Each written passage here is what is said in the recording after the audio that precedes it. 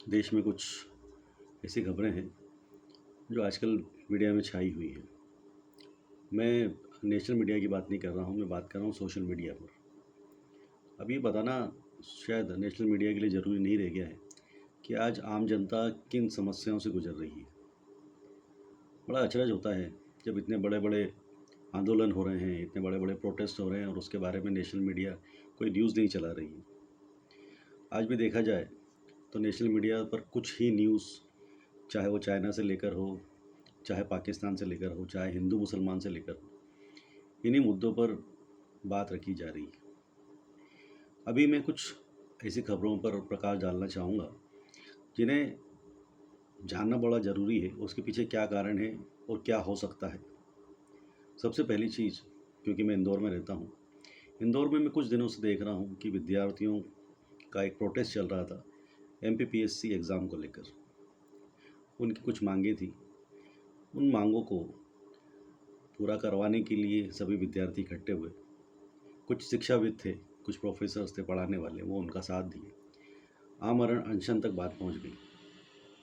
बात आई कि इस अनशन को, इस आंदोलन को कैसा ख़त्म किया जाए।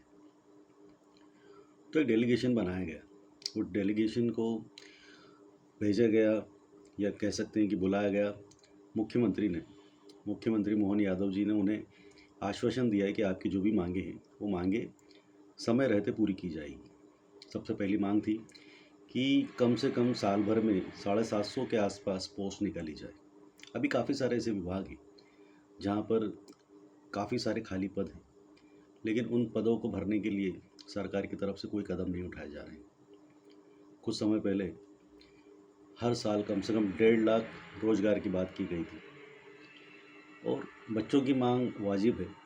अगर आप 750 जॉब भी नहीं निकाल पा रहे हैं तो सोचिए, आज नोटिफिकेशन आता है और कहते हैं कि 158 जॉब्स से बच्चों के लिए है।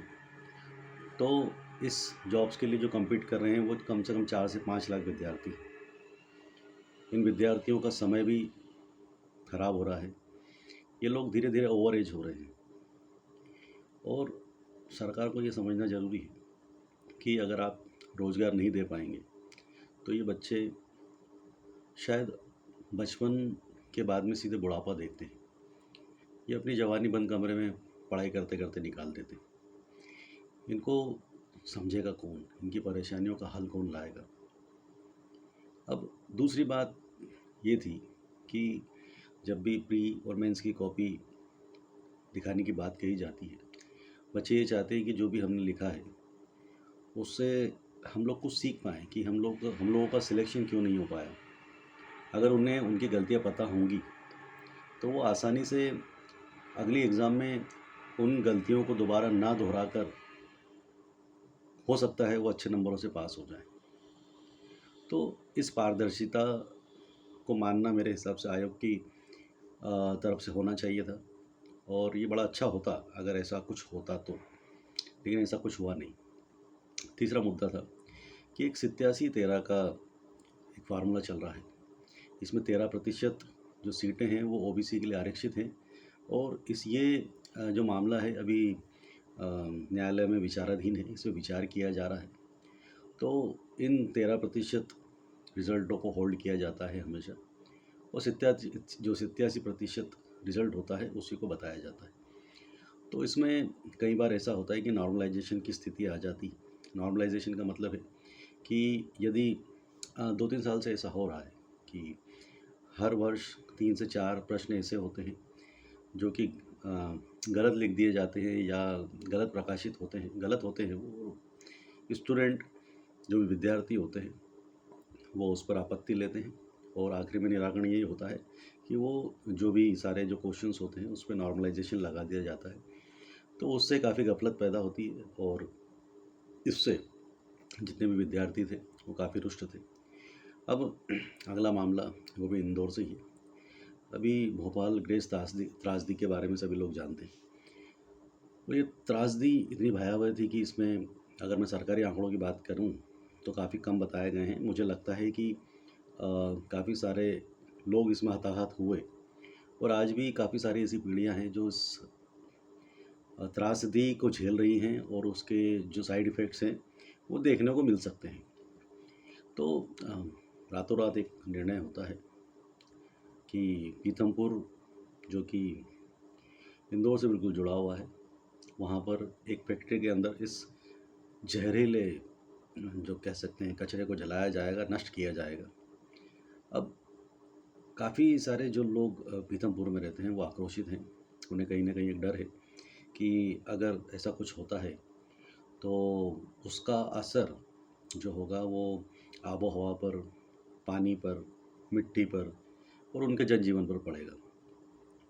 तो मैं कहता हूँ कि अगर इसी तरह की बात है, सरकार का निर्णय है, तो सरकार को ये चीज़ें पहले सब लोगों से साझा करना चाहिए कि इस तरह के कदम क्यों उठाए जा रहे हैं, उसके पीछे क्या क्या इफ़ेक्ट्स हो सकते हैं, उससे क्या क्या चीज़ें मैं कहता हूँ कि बिगड़ सकती हैं।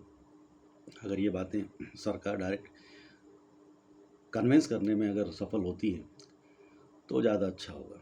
और तीसरी बात मैं कहता हूँ कि बिहार में जो भी प्रोटेस्ट चल रहा है, तो मैं बड़ा अचरज से देखता हूँ कि क्या हो गया है हमारे राजनेताओं को। क्या राजनीति इतनी गंदी हो चुकी है कि वो बच्चों के भविष्य के बारे में नहीं सोच रही है, और किस तरह का भविष्य ये सरकार जो है वो अपने आने वाले नौजवानों के लिए देना चाह रही है। आज रोज़गार की बात करें तो बेरोज़गारी दर इस देश में इस कदर बढ़ चुकी है कि काफ़ी सारे बच्चे सोचते हैं कि कैसे भी मौका मिले तो इस देश को छोड़कर दूसरे देशों में जॉब करें, कैसे भी करके वो अपना पालन पोषण करना चाहते हैं। हम लोग देखते हैं कि किस तरह से युवा कोशिश कर रहे हैं कि उन्हें कैसे भी करके सरकारी नौकरी मिल जाए। हर समय उनका एक सपना होता है, उनके माँ बाप का सपना होता है। गरीब परिवार के बच्चे 10 बाय 10 के कमरे में रहने को मजबूर होते हैं।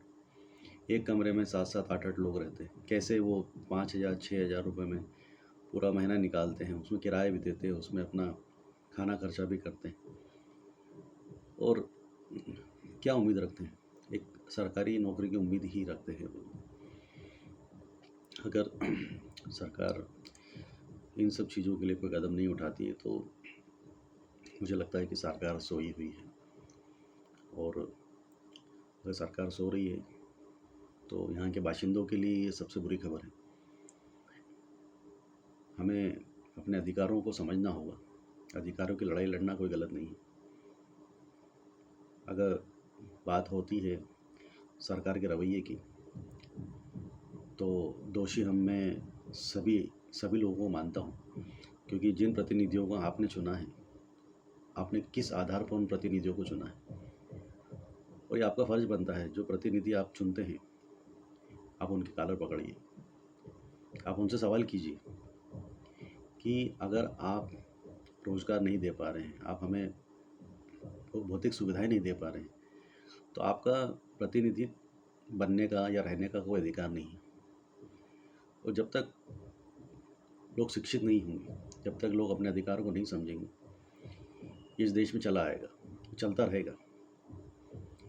मैं मानता हूँ अंग्रेजी को गुलामी जो थी वो इतनी बदतर नहीं थी। हो सकता है कि हम उससे भी ज़्यादा बुरी स्थिति में चले जाएं। व्यक्ति शिक्षित होगा, अपने अधिकारों को समझेगा। जब व्यक्ति अपने अधिकारों को समझेगा वो अपने अधिकारों की लड़ाई लड़ेगा। सरकारें चाहती है कि उन्हें एक ऐसा वर्ग मिले, वो जैसा चाहें वैसा उनसे करवा लें। किसी भी बड़े नेता को या किसी भी बड़े बिजनेसमैन के बच्चे को आपने सरकारी स्कूल में पढ़ता हुआ नहीं देखा होगा। ये बच्चे बड़े बड़े हॉस्टल, बड़े बड़े स्कूलों में पढ़ते हैं, बड़े बड़े स्कूलों में, नामचीन स्कूलों में, जहाँ की फ़ीस शायद लाखों में होती है, या अब्रॉड में अपनी डिग्रीज़ करते हैं। ये बिना कोई स्किल्स के बड़े बड़े बिजनेस खड़े कर देते हैं। हम लोग हज़ारों के लिए लड़ते हैं और ये करोड़ों की बातें करते हैं, अरबों की बातें करते हैं। आज सरकार बड़े बड़े बिजनेसमैनों के लोन माफ़ कर देती है। आज का युवा कर्जे में डूबा जा रहा है। अपने लिए रोज़गार के साधन पैदा करने के लिए न जाने कितने लोन लेता है, और जब वो लोन नहीं चुका पाता है तो उसे कई अमानवीय यातनाएं झेलना पड़ती हैं, उसे परेशान किया जाता है, बैंकों द्वारा प्रताड़ित किया जाता है, एजेंटों द्वारा प्रताड़ित किया जाता है। मैं ये नहीं कहता हूँ कि ये सब चीज़ें 100% सही हैं, लेकिन इसके पीछे कारण क्या है? इसके पीछे सबसे बड़ा कारण यही है कि जब आपके पास खाने के लिए, कमाने के लिए पैसे नहीं होंगे, तो आप कुछ भी कोशिश करेंगे अपने परिवार को पालने के लिए। एक समय सीमा के बाद आप ये सोचना छोड़ देंगे कि आपके लिए क्या सही है, आपके लिए क्या गलत है। आपको सिर्फ एक चीज़ समझ में आएगी कि मुझे मेरे परिवार का पेट भरना है। ये सब चीज़ें क्यों हो रही है? क्या हम अपनी शिक्षा को छोड़कर धर्म के नशे में चूर हो रहे हैं? हम इतना ज़्यादा प्रभावित क्यों हो गए हैं इन सब चीज़ों से? आज टेक्नोलॉजी की बात करते करते हम लोग हिंदू मुसलमान पर क्यों आ जाते हैं? आज संसाधन बढ़ाने की बात करने की बजाय हम लोग मंदिर मस्जिद में क्यों आ जाते हैं?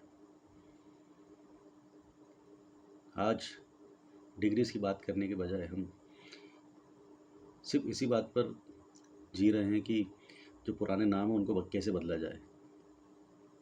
किसी के नाम बदलने से कुछ नहीं बदलने वाला है। ज़रूरत है सोच बदलने की, ज़रूरत है नज़रिया बदलने की।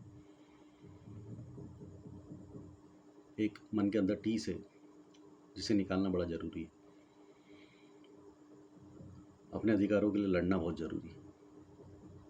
आज नहीं लड़ोगे तो आने वाली पीढ़ियाँ तुम्हें शायद कभी माफ़ नहीं कर पाएंगी। राजनीति से दूर एक सामान्य नागरिक होने की हैसियत से जो भी मेरी परेशानियां हैं या जो भी मैं सोचता हूँ मैं आपसे साझा कर रहा हूँ। ज़रूरत है सभी को एक सार्थक कदम उठाने की, ज़रूरत है सभी को एकजुट होने की, ज़रूरत है अगर कहीं गलत हो रहा है तो उससे लड़ने की।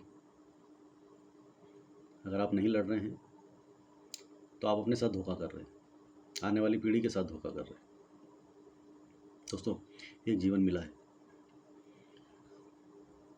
मुश्किल होता है जीवन काटना, बड़ा मुश्किल होता है, क्योंकि शायद एक प्याज भी हम काटते हैं तो उसमें आंसू आने लग जाते हैं। ये तो पूरा जीवन है, लेकिन संघर्ष ही जीवन है दोस्तों। जो संघर्ष नहीं कर रहा है वो शमशान में पड़ा है। लगे रहिए, आप अपने अधिकारों की लड़ाई के लड़ते रहिए। मैं एक शिक्षक हूँ और मैं समझता हूँ कि ये विद्यार्थियों की तकलीफ़ क्या है। एक बच्चा 20 से 25 साल तक पढ़ाई करता है, एक सपना संजोए रखता है कि मुझे कहीं से कुछ नौकरी मिल जाए, और ये सपने उसके अकेले नहीं होते। ये सपने होते हैं उसके माँ बाप के, ये सपने होते हैं उसके रिश्तेदारों के, ये सपने होते हैं उसके दोस्तों के। आज हर कोई चाहता है कि उनका बेटा एक अच्छी पोजीशन पर, एक अच्छी पोस्ट पर बैठे। तकलीफ़ क्या है? इतनी सारी वैकेंसियाँ हैं, इतने सारे पद खाली हैं, इतने सारे पद खाली हैं। अगर आप गिनती करोगे तो आप अचरज में पड़ जाओगे। आज जहाँ पर वैकेंसीज़ हैं वहाँ पर टेम्परेरी लोगों को लगा दिया है। जहाँ का वेतन 50,000 60,000 होता है वहाँ पर उनको 12,000 13,000 15,000 रुपये दे के उनसे काम करवाया जा रहा है। वेतन बांटना है, समझता हूँ सरकार के लिए मुश्किल काम है, लेकिन लाडली लक्ष्मी योजना के नाम पर जो आप ये पैसा, ये जो फ्री का राशन, फ्री का पैसा लोगों को दे रहे हैं, ये पैसा कहाँ से आ रहा है? ये पैसा हम जैसे टैक्स पेयर्स का है।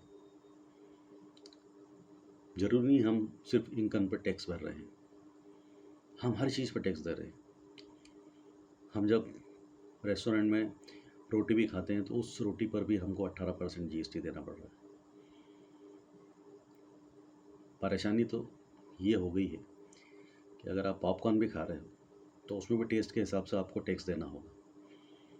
अगर नमकीन है तो 5%, और अगर वो मीठा है, कैरेमल मिला हुआ, तो 18%। आने वाले समय पर हो सकता है शायद कुछ खाना खाने से पहले भी हमको टैक्स के बारे में सोचना पड़ेगा कि इस पर इतना टैक्स लग रहा है तो मैं इसे खाऊं या ना खाऊं। अरे क्या आने वाले समय पर सांस लेने पर भी टैक्स लगने वाला है। सब कुछ मुमकिन है। कोई किसने सोचा था कि आज से 50 साल पहले 60 साल पहले कि बंद बोतल जो बोतलें होती है उसमें भी पानी बिकेगा। तो समय बड़ा बलवान है और सब कुछ एकदम नहीं होता है। उसके लिए जिम्मेदार हम लोग हैं। हमारा चुप रहना जिम्मेदार है, हमारा डरना जिम्मेदार है, हमारा आवाज़ ना उठाना जिम्मेदार है। तो दोस्तों, मैं ये तो नहीं कहूँगा कि सब लोगों की सोच क्या है, लेकिन मैं अपनी सोच ज़रूर रखना चाहूँगा। सबसे बड़ी गलती हम राजनेताओं की या पॉलिटिशियंस की नहीं कह सकते। खुद में हिम्मत होती नहीं है कि जाकर चुनाव लड़ लें, क्योंकि चुनाव राजनेता बनना कहीं ना कहीं लोगों के दिमाग में घर कर गया है कि ये व्यक्ति जो है अगर क्रिमिनल होगा, उसके ऊपर कहीं केसेस होंगे, बाहुबली होगा, बहुत झुंड होगा उसके पीछे, गुंडागर्दी करता होगा, तो ही वो राजनीति में आ सकता है। दोस्तों, आज राजनीति में अच्छे लोगों की बहुत ज़्यादा ज़रूरत है। एक पढ़ा लिखा व्यक्ति, आपके बीच का व्यक्ति जब आपका प्रतिनिधित्व करता है तो वो आपकी बातें रखता है। मानता हूँ राजनीति माहौल अभी अनुकूल नहीं है, लेकिन कब तक हाथ पे हाथ धरे बैठे रहेंगे। ज़रूरी है कि अब निर्णय लिया जाए। ज़रूरी है आप में से ही लोग आगे आएँ। आप समझिए, जब आप लोग आंदोलन करते हैं तो किस तरह से आपको डराया जाता है, किस तरह से धमकाया जाता है। अगर आपके पास कोई बेहतरीन प्रतिनिधि नहीं है तो आपके आंदोलन को 4 या 5 दिन में ख़त्म किया जा सकता है, और हुआ भी यही। चलिए, बहुत सारे विषय हैं और बहुत सारी बातें हैं और बहुत सारी परेशानियां हैं या बहुत सारी मुसीबतें हैं जिनसे हमें निपटना है। मैं इसी तरह आप लोगों से जुड़ा रहूँगा। धन्यवाद।